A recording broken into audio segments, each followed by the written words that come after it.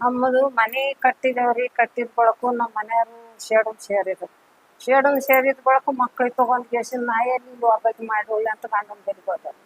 ಅಲ್ಲೇ ನಾವು ಕೆಲಸ ಅದು ಮಾಡ್ಕೊತ ಆ ಕಡೆ ಆದೆವು. ಇರ್ಲಿ ಹಂಗೆ ಹೋಗ್ತಾ ಬರ್ತಾ ತಿಂಗಳಿಗೆ 2 ತಿಂಗಳಿಗೆ ಬರ್ತೀವಿ ಹೋಗ್ತೀವಿ, ಎಲ್ಲ ಚಲೋನೇ ಇದ್ದೇವು. ಈಗ ನಮ್ಮ ಮಕ್ಕಳು ಸತ್ತರಿ 5 ತಿಂಗಳದಾಗ 3 ಮಕ್ಕಳು ಸತ್ತರು. 3 ಮಕ್ಕಳು ಸತ್ತ ಬಳಕ ನನಗೆ ಮಕ್ಳಿಗೆ ತೋರಿಸಿ ಸಾಲ ಆಯ್ತು. ಸಾಲ ಆದ ಬಳಕು ಮತ್ತೆ ನೀನೇ ತಗೋತಿದ್ದ ಅಂದ್ರೆ ನೀನೇ ತಗೋ, ನನ್ಗೆ ಜಾಗ ತಗೊಂಡ್ ಕೇಸಿ ನನ್ಗೆ ರೊಕ್ಕನೇ ಕೊಡೋ ಅಂತ ನೀನು. ಅದು ರೊಕ್ಕನೂ ಕೊಡೋದಿಲ್ಲ, ಜಾಗನೂ ಕೊಡೋದಿಲ್ಲ. ನನಗೆ ಅರ್ಧ ಪಾಲ ಬೇಕು, ನನಗೆ ಅದು ಬೇಕು ಇದು ಬೇಕು ಅಂತ ಹಾಕಿ ನಿಂತ. ಈಗ ನನ್ಗೇನದ, ನನಗೆ ಸಾಲ ಜಗ್ಗ್ಯಾಗ್ಯದ. ನಾ ಏನು ಮಾಡ್ಬೇಕು? ನನಗೆ ಮಕ್ಕಳಿಲ್ಲ ಮರ್ಗಳಿಲ್ಲ. ಇರ್ಲಕ್ಕ ಹೋಗ್ಬೇಕು ಹೆಣ್ಮಗಳ ಒಟ್ಟು ಮನೆಗೆ ಹೋಗ. ನಾ ಏನು ಮಾಡ್ಬೇಕು?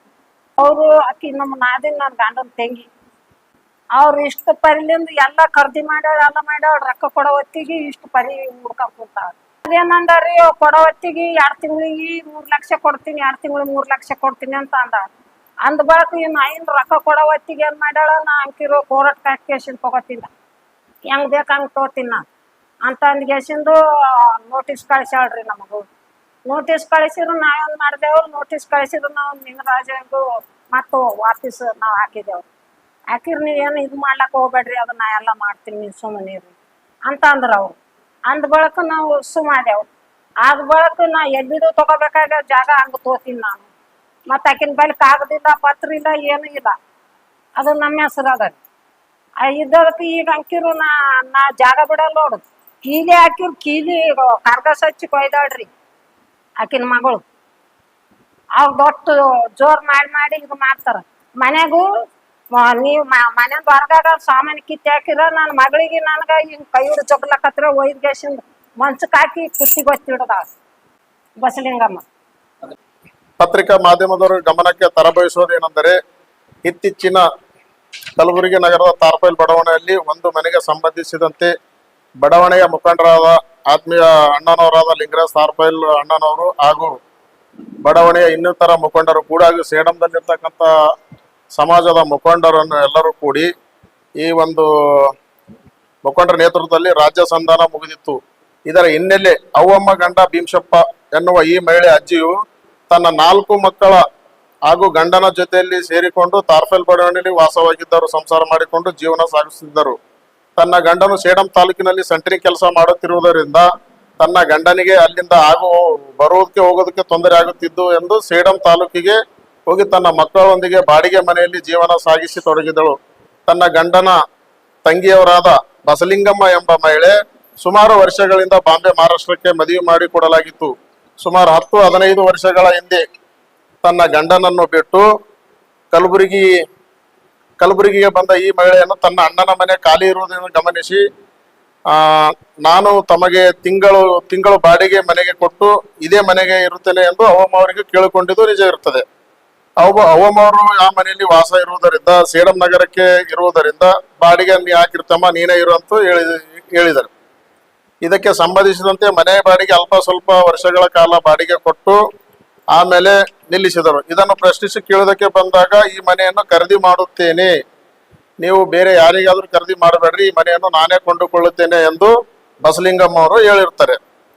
ಆ ಮನೆಯನ್ನು ನಾವು ಹಾಗೂ ಸಮಾಜದ ತಾರ್ಫೆಲ್ ಬಡಾವಣೆಯ ಲಿಂಗರಾಜ್ ಅಣ್ಣನವರು ಹಾಗೂ ಇನ್ನಿತರರು ಎಲ್ಲರೂ ಕೂಡಿ ರಾಜ್ಯ ಸಂಧಾನವಾಗಿತ್ತು. 13 ಲಕ್ಷಕ್ಕೆ ಮನೆಯನ್ನು ಬಸಲಿಂಗಮ್ಮ ಅವರು ಅವ್ವಮ್ಮ ಅವರಿಂದ ಖರೀದಿ ಮಾಡಿರ್ತಾರೆ. ಎಲ್ಲ ಖರೀದಿ ಮಾಡಿದ ಕೂಡ 6 ತಿಂಗಳ ಕಾಲಾವಕಾಶ ಕೇಳಿದರು. ಈ ಕಾಲಾವಕಾಶ ಒಪ್ಪಿಗೆ ಸೂಚಿಸಿದ ನಂತರ 6 ತಿಂಗಳ ನಂತರ ಹಣ ಕೇಳೋದಕ್ಕೆ ಹೋದಾಗ, ನಾನು ನ್ಯಾಯಾಲಯಕ್ಕೆ ಹೋಗಿ ತಮಗೆ ದುಡ್ಡು ಕೊಡುವುದಿಲ್ಲ ಎಂದು ಈ ಅವ್ವಮ್ಮರಿಗೆ ಹಾಗೂ ಬಡಾವಣೆಯ ಮುಖಂಡರಾಗಿರ್ತಕ್ಕಂಥ ತಾರ್ಫೆಲ್ ಅಣ್ಣನವರಿಗೆ ಹೇಳಿರುತ್ತಾರೆ. ಈ ವಿಷಯಕ್ಕೆ ಮಾತಿಗೆ ಮಾತು ಬೆಳೆದು ಕೊನೆಗೆ ಅವ್ವಮ್ಮ ತನ್ನ ಮನೆಗೆ ಬೀಗ ಹಾಕಿದಳು. ಆ ಬೀಗವನ್ನು ಒಡೆದು ಆ ಮನೆಗೆ ಒಳಗೆ ಅಕ್ರಮವಾಗಿ ಹೋಗಿದ್ದು ದಾಖಲೆ ಸಮೇತ ವಿಡಿಯೋ ತುಣುಕುಗಳು ಇವೆ. ಅಲ್ಲದೆ ಅವರ ಮೇಲೆ ದಬ್ಬಳಿಕೆ ಮಾಡಿದರೆ. ಈ ವಿಷಯಕ್ಕೆ ಸಂಬಂಧಿಸಿದಂತೆ ಲಿಂಗರಾಜ್ ತಾರ್ಫೆಲ್ ಅಣ್ಣನವರಿಗೂ ಬಡಾವಣೆ ಮುಖಂಡರಿಗೂ ಈ ರೀತಿ ಮಾಡುವುದು ನ್ಯಾಯವಲ್ಲ ಎಂದು ಮನೆಗೆ ಸಂಬಂಧಿಸಿದಂತೆ ಎಲ್ಲ ದಾಖಲೆಗಳು ಅವ್ವಮ್ಮ ಅವರ ಬಳಿ ಇರುವುದು ಎಂದು ಲಿಂಗರಾಜ್ ತಾರ್ಫೆಲ್ ಅಣ್ಣನವರು ಹಾಗೂ ಈ ತರ ಮುಖಂಡರು ಕೂಡಿ ಸತ್ಯವನ್ನು ಹೇಳಿರ್ತಾರೆ. ಈ ಸತ್ಯವನ್ನು ಪ್ರಶ್ನಿಸಿ ಸತ್ಯವಾದ ಮಾತನಾಡಿದಕ್ಕೆ ಅವರ ಮೇಲೆ ಇಲ್ಲ ಸಲ್ಲದ ಆರೋಪಗಳು ಮಾಡಿರ್ತಾರೆ. ಈ ಇಲ್ಲ ಸಲ್ಲದ ಆರೋಪ ಮಾಡೋದು ಎಷ್ಟು ಸರಿ? ಯಾವುದೇ ವ್ಯಕ್ತಿಗಳಿಗೆ ಸರಿಯಾದ ನ್ಯಾಯ ಕೇಳುವುದು, ಸರಿಯಾದ ನ್ಯಾಯ ಕೇಳೋದಕ್ಕೆ ಹೋಗೋದು ತಪ್ಪ ಎಂದು ನಾವು ಪ್ರಶ್ನೆ ಮಾಡುತ್ತೇವೆ. ಸಮಾಜದ ಮುಖಂಡರಾದ ಲಿಂಗರಾಜ್ ಸಾಲ್ಪ ಅಣ್ಣನವರು ಹಾಗೂ ಈ ತರ ಮುಖಂಡರು ಈ ಒಂದು ಅಜ್ಜಿಗೆ ನ್ಯಾಯ ಕೊಡಿಸೋದ್ರಲ್ಲಿ ಅವರು ಪ್ರಾಮಾಣಿಕ ಕೆಲಸವನ್ನು ಮಾಡಿದಕ್ಕೆ ಈ ಬಸಲಿಂಗಮ್ಮ ಸಹಿಸಲಾರದೆ ಲಿಂಗರಾಜ್ ಅಣ್ಣನವರ ಮೇಲೆ ಆರೋಪ ಮಾಡಿದ್ದು ಇದು ಸತ್ಯಕ್ಕೆ ದೂರವಾಗಿದ್ದು ಇದನ್ನು ವಾಪಸ್ ತಗೊಳ್ಬೇಕಂತ ನಾವು ಕೇಳ್ಕೊತೀವಿ. ಕರ್ನಾಟಕ ಪ್ರಕೃತಿ ಪರ ಡಿಜಿಟಲ್ ಮೀಡಿಯಾ ಕಲಬುರಗಿ ಸುದ್ದಿಗೋಷ್ಠಿ. ಇವತ್ತಿನ ವಿಶೇಷವೇನೆಂದರೆ, ಕೆಲವು ಒಂದು ವಾರದ ಹಿಂದೆ ಏನಿ ಬಸಲಿಂಗಮ್ಮ ಮತ್ತು ಅವರ ಸಂಗಡಿಗರು ಅಂಬಾಜಿ ಪಿ ಮೇಟಿ ಇವರು ಕೆಲವು ದಿನಗಳಿಂದ ಒಂದು ಪತ್ರಿಕಾಗೋಷ್ಠಿ ಮಾಡಿರ್ತಾರೆ. ಈ ಪತ್ರಿಕಾಗೋಷ್ಠಿ ಏನಂತ ಮಾಡಿರ್ತಾರೆ ಅಂತಂದ್ರೆ, ಲಿಂಗರಾಜ್ ಮತ್ತು ಅವರ ಸಂಗಡಿಗರು ನನ್ನ ಮೇಲೆ ಮಾರಣಾಂತಿಕ ಹಲ್ಲೆ ಮಾಡಿದ್ದಾರೆ, ನನ್ನ ಆಸ್ತಿಯನ್ನ ಕಬಳಿಸಿಕೊಳ್ಳಲು ಪ್ರಯತ್ನ ಮಾಡುತ್ತಿದ್ದಾರೆ, ನಮ್ಮ ಮನೆಯನ್ನು ಖಾಲಿ ಮಾಡಲು ಪ್ರಯತ್ನ ಮಾಡುತ್ತಿದ್ದಾರೆ ಅಂತ ಆ ಬಸಲಿಂಗಮ್ಮ ಮತ್ತು ಅಂಬಾಜಿ ಪಿ ಮೇಟಿ ಅಂತಂದ್ರೆ ಮಾಹಿತಿ ಹಕ್ಕು ಅಂದ್ರೆ RTI ಅದರ ಮೇಲೆ ಬದುಕುತ್ತಿರುವ ಒಬ್ಬ ಸ್ವಾರ್ಥಕ. ಅವನಿಗೆ ಅರಿವಿನ ಶಕ್ತಿ ಕಡಿಮೆ ಇದೆ ಅಂತ ಅನಿಸುತ್ತೆ. ಯಾಕಂತಂದ್ರೆ ಒಂದು ಪತ್ರಿಕೆಗೋಷ್ಠಿ ಹೋಗ್ಬೇಕಂತಂದ್ರೆ ಅವರ ಮೂಲ ದಾಖಲೆಗಳನ್ನ ವ್ಯಕ್ತಪಡಿಸಬೇಕು, ಸಾಬೀತು ಮಾಡಬೇಕು. ಏನಿ ಮೂಲ ದಾಖಲೆಗಳು? ಬಸಲಿಂಗಮ್ಮ ಮಹಾರಾಷ್ಟ್ರಕ್ಕೆ ಹೋಗಿರ್ತಾಳೆ. ಆ ಮನೆಯ ಸ್ವಂತ ಮಾಲೀಕರು ಯಾರು, ಆ ಮನೆಯ ಮಾಲೀಕರ ದಾಖಲಾತಿಗಳು ಏನು ಎಂಬುದು ಅರಿಯದೆ ಒಬ್ಬ ಸಮಾಜ ಸೇವಕ, ನಿಸ್ವಾರ್ಥ ಸೇವೆ ಸಲ್ಲಿಸುತ್ತಿರುವ ಲಿಂಗರಾಜ್ ತಾರ್ಪಲ್ ಅವರ ಮೇಲೆ ಅಪವಾದ ಮಾಡುವುದನ್ನು ನಾವು ಖಂಡಿಸುತ್ತೇವೆ. ಪತ್ರಿಕಾ ಮಾಧ್ಯಮಗಳಲ್ಲಿ ನಾನು ಕೇಳಿಕೊಳ್ಳೋದೇನಂತಂದ್ರೆ, ಈ ನಮ್ಮ ರಾಮು ಕಣೇಕಲ್ ಅಣ್ಣವರು ಹೇಳಿದ ತರ ಸುಮಾರು ದಿನಗಳಲ್ಲಿ ಒಂದು ತಾರ್ಪಲ್ ಬಡಾವಣೆಯಲ್ಲಿ ಒಂದು ಮೀಟಿಂಗ್ ಮಾಡ್ತೇವೆ. ಈ ಅಂಬಮ್ಮ ಆಯಿಗೆ ಗಂಡ ಅವರ ಹೆಸರಿನ ಮೇಲೆ ಒಂದು ಮನೆ ಇರುತ್ತದೆ. ಆ ಮನೆ ಅವರ ಹತ್ತಿಗೆ ಅಲ್ಲಿ ಬಂದು ವಾಸ ಮಾಡುತ್ತಾಳೆ. ತಿಂಗಳಿಗೆ ಇಂತಿಷ್ಟು ಅಂತ ಹಣ ಮಾತಾಡಿ ಕೊಡ್ತಾಳೆ. ಕೆಲವು 6 ತಿಂಗಳ ನಂತರ ಆ ದುಡ್ಡನ್ನು ಕೊಡೋದು ನಿಲ್ಲಿಸುತ್ತಾಳೆ.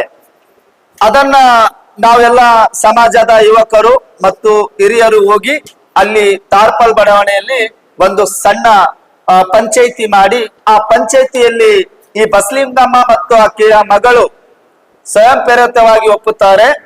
ಈಗ ನಮಗೆ ಇರಲು ಮನೆ ಇಲ್ಲ, ಆ ಮನೆಯನ್ನು ನಾವು ಖರೀದಿ ಮಾಡುತ್ತೇವೆ, ಅದರ ಮುಖಬೆಲೆ ಎಷ್ಟು ಅಂತಂದಾಗ ಈ ಅಜ್ಜಿ ಮತ್ತು ಮೊಮ್ಮಕ್ಕಳು ಮತ್ತು ಸಮಾಜದ ಹಿರಿಯರು ನಾವೆಲ್ಲರೂ ಸೇರಿ ಒಂದು 13 ಲಕ್ಷ ಅಂತ ನಿಗದಿ ಮಾಡಿರುತ್ತೇವೆ. ಆ 13 ಲಕ್ಷಕ್ಕೆ ಸುಮಾರು 6 ತಿಂಗಳು ಕಾಲಾದಿ ಅವಧಿಗಳು ಯಾರು ತಗೋತಾರೆ ಅಂದ್ರೆ ಈ ಬಸಲಿಂಗಮ್ಮ ತಗೋತಾಳೆ. 6 ತಿಂಗಳಲ್ಲಿ ದುಡ್ಡು ಕೊಡೋದು ಬರುತ್ತೆ ಅಂತ ಅಂದಾಗ ಮತ್ತೆ ಏನು ಹೊಸ ಡ್ರಾಮಾ ಮಾಡ್ತಾಳೆ ಅಂತಂದ್ರೆ, ನಾನು ದುಡ್ಡು ಕೊಡಲ್ಲ, ನಾನು ನ್ಯಾಯಾಲಯಕ್ಕೆ ಹೋಗ್ತೀನಿ.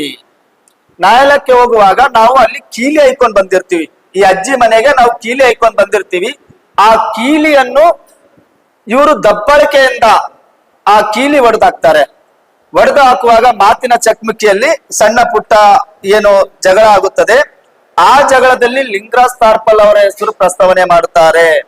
ಇದು ಯಾಕೆ ಪ್ರಸ್ತಾವನೆ ಮಾಡ್ತಾರೆ ಅಂತಂದ್ರೆ, ಈ Ambaji P Meti is the blackmailer. ಇವರು MRW, VRW, URW ಅಂಗವಿಕಲರ ವಿಕೇಚತನ ಗೌರವಧನ ಸಂಸ್ಥಾಪಕರು ಎಂಬ ಡೆಮ್ಮಿ ಲೆಟರ್ ಪ್ಯಾಡ್ ಮಾಡಿಕೊಂಡು ಇವರು ಸಂಸ್ಥಾಪಕ ಅಂತ ಹೇಳಿ ಹಳೆ ಲೆಟರ್ ಪ್ಯಾಡ್ ಅಂತ ಇಟ್ಕೊಂಡು ಅಧಿಕಾರಿಗಳಿಗೆ ಬ್ಲಾಕ್ ಮೇಲ್ ಮಾಡುವುದೇ ಈ ಅಂಬಾಜಿ ಮೇಟಿ ಅವರ ಕೆಲಸ. ಮತ್ತೆ ಈ ವ್ಯಕ್ತಿ ಅಂಗವಿಕಲತೆ ಇಲಾಖೆಯ ಬೆಂಗಳೂರಿನಲ್ಲಿ ತಾವು ಸಂಘ ಸಂಸ್ಥೆಗಳ ಮೇಲೆ, ಅಧಿಕಾರಿಗಳ ಮೇಲೆ ಇಲ್ಲದ ಸಲ್ಲದ ಆರೋಪ ಮಾಡಿದ್ದಾರೆ. ಕಾನೂನು ಪ್ರಸ್ತಾರ ಸೂಕ್ತ ಕ್ರಮ ಕೈಗೊಳ್ಳಲು ಇವರಿಗೆ ನೋಟಿಸ್ ಕೂಡ ಕೊಟ್ಟಿರ್ತಾರೆ.